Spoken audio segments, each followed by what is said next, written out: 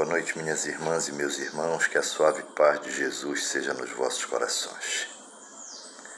As verdades incontestáveis do Cristo redivivo permanecem permanentemente nas ações e nas reações que observamos no cotidiano da humanidade. Quando Cristo pronunciou a frase forte: ó raça incrédula e depravada, até quando estarei convosco? Ele quis nos alertar, já naqueles tempos, sobre o que viríamos assistir nestes tempos. Corriam as dificuldades inerentes à ignorância e à ameaça permanente que o conquistador perpetrava contra todos, a época em que o Cristo viveu em corpo aqui conosco. As dificuldades somavam-se à incredulidade das pessoas, que invariavelmente as levava aos atos de depravação de toda sorte. Não imaginemos que a depravação possa circunscrever-se apenas aos atos que inferem alguma situação relacionada ao sexo, absolutamente. A depravação é uma dificuldade moral que vai muito além disso e que faz com que desandem todas as defesas e as possibilidades espirituais da criatura, e assim dão a ela uma falência do espírito, a pior de todas as falências. Nos tempos atuais, o que verificamos, mesmo diante de tanta ciência, de tanta tecnologia, de tantas possibilidades, é ainda a condição humana de submissão. Verifica-se na figura de pseudo-líderes a condição humana sendo diminuída por opção própria, diante da figura daquele a quem idolatram. Apresentam-se com um semblante muito próximo daqueles que expressam dificuldades mentais muito sérias. Isto tudo, meus irmãos, é parte de um contexto espiritual no qual essas criaturas permitiram-se permanecer e permitem-se ainda. O bem ainda apresenta-se muito tímido no mundo, mas é porque o bem precisa ser levado com harmonia, com delicadeza, com fraternidade e, sobretudo, com serenidade. Assim, o bem não se permite a roubos, não se permite eloquências, não se permite gritos e outras coisas mais. Mas quando a gente se depara com cenas desse calibre, onde as pessoas apresentam-se quase que entorpecidas, pois assim demonstram o semblante delas, a gente se assusta e vê que a frase dita há muitos séculos pelo Cristo ainda faz todo sentido. A depravação é a degradação espiritual da criatura. Embora a espiritualidade siga trabalhando, siga oferecendo-se de toda maneira, não apenas nos lares espíritas, mas fora dele, na figura de pessoas que agem efetivamente como missionárias do amor, da paz e da fraternidade, mesmo sem arvorarem-se a terem esses títulos mesmo com simplicidade e, sobretudo, com a boa vontade de suas ações, a gente verifica que o trabalho deverá ser efetivado de forma ainda mais firme, ainda mais profunda, para alcançar e redimir, através de propostas consolidadas no Evangelho de amor, de fraternidade, de paz que o Cristo nos oferece, para trazer de volta à sanidade espiritual essas pessoas que, por agora, frequentam os ambientes da depravação mental.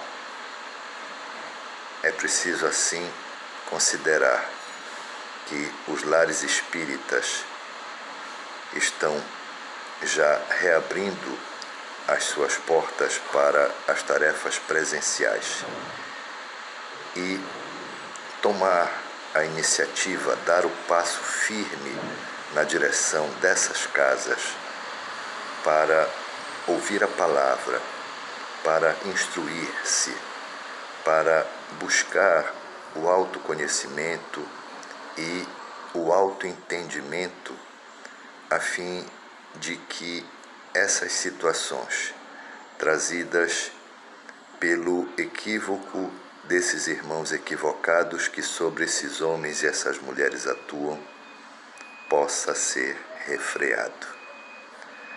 A raça incrédula e depravada não poderá ser um contingente maior do que já é. Isto é inadmissível. E os exércitos de luz, os trabalhadores espirituais do Cristo Redivivo, trabalham incessantemente nesse sentido. Todavia, é necessário que nós façamos a nossa parte. Procuremos nos revestir da luz que eles nos oportunizam e coloquemos a nossa consciência a serviço dessa luz imperecível, descortinando para os nossos companheiros de jornada melhores dias e apontando-lhes uma direção plausível, sensata e serena, que é a doutrina espírita.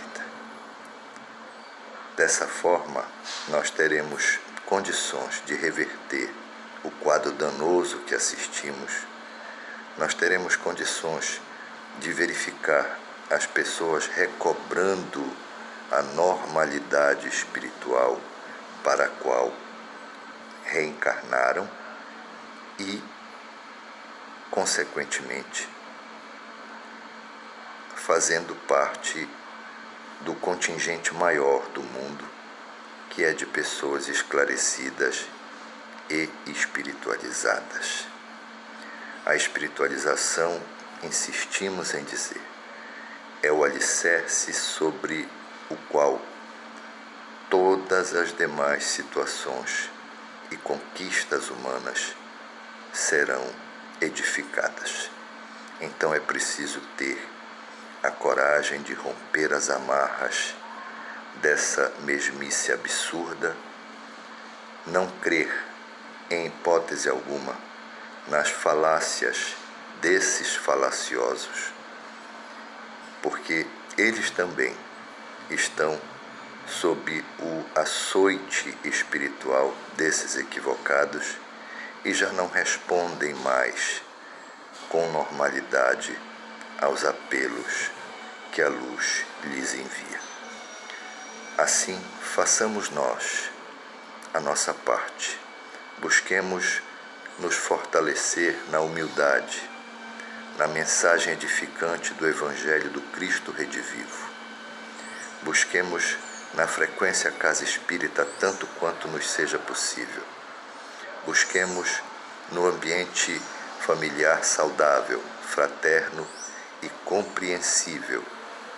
E assim nós produziremos energias capazes de efetivamente ajudar e resgatar esses irmãos. É nosso papel fazer isso. Quem tem a condição melhor ou seja, o enfermo auxilia o doente. E nós assim deveremos efetivamente fazer.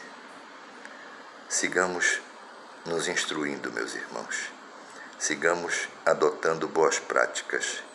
Sigamos preferindo, quando o turbilhão estiver mais eloquente e mais forte, buscar o recolhimento espiritual, a reflexão que nos permita entender e auxiliar esses irmãos. E perdoar sempre, porque estes companheiros abriram portas e janelas de seu mundo íntimo, não oraram e nem vigiaram, e por isso apresentam-se da forma que apresentam-se. Mas nós podemos auxiliá-los.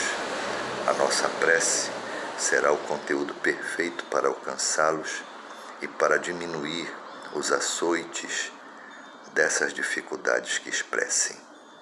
E assim nós também cumpriremos com o nosso papel e com a nossa missão de evangelizar espiritualizando, buscando fazer com que cheguem ao íntimo de cada alma as sementes de luz e de paz que as transformarão das dificuldades que expressem nas conquistas que merecem.